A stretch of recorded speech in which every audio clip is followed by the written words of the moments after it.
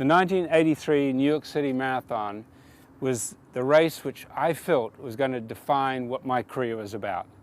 I had trained the best I'd ever trained. As I left my training grounds, I went to New York knowing that I was prepared to live with the consequence of my performance.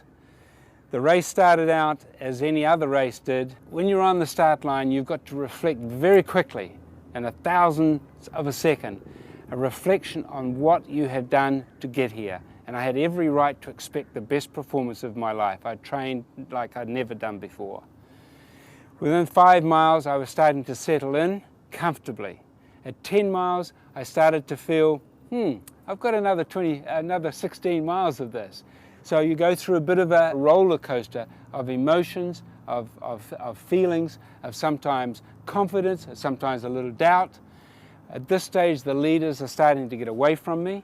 I knew I had my times splits on my fingers. I knew that as I made each 5 mile mark, that I was right on my predicted time. I was running to my plan.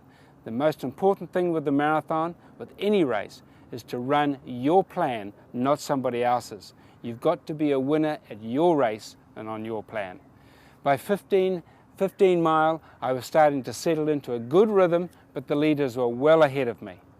At 20 miles, I knew the final 10K was the most important 10K, still 2.5 minutes behind the leaders, but knowing that I was right on track to run the time of my life.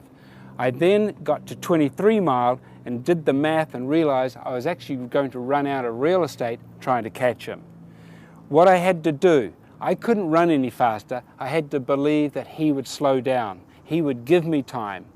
I knew that he was running in the center of the road. I had to run the tangents. And it wasn't a matter that I was going to run faster. It was meaning that I was not having to run the distance. And each corner that I saved 1 or 2 yards, timed by 40 corners, I suddenly had the 80 or 90 meters that I was short in time. He's got determination on his face. He's going for it. We may see the greatest finish in the history of marathoning. Here comes Dixon. As we got up to Columbus Circle and close to the 26 mile, I was now the hunter. He was the hunted. He was looking back. I was focused on him. Here comes Dixon. He's very, very close. They're even. They're basically even now, and Dixon's going to the arms, which he's been conservative. At 26 miles, I went past him. I ran as fast as I could past him so that it would devastate him and he wouldn't want to try and catch me. In the final minute of the race, Smith's trying to come back, but the pain, it appears... The last 385 yards, I was running scared.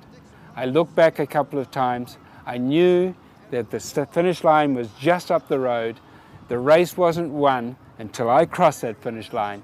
I came around the corner, I saw the finish line, I ran and I ran and I won. There it is!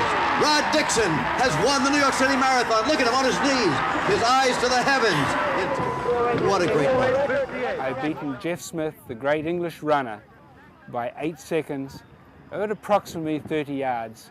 It was the 10th fastest time in history, the 2nd fastest ever run on New York. And the margin of victory was 8 seconds.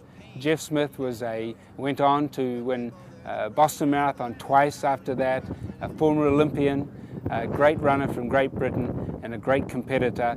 And without Jeff, that race wouldn't have been possible.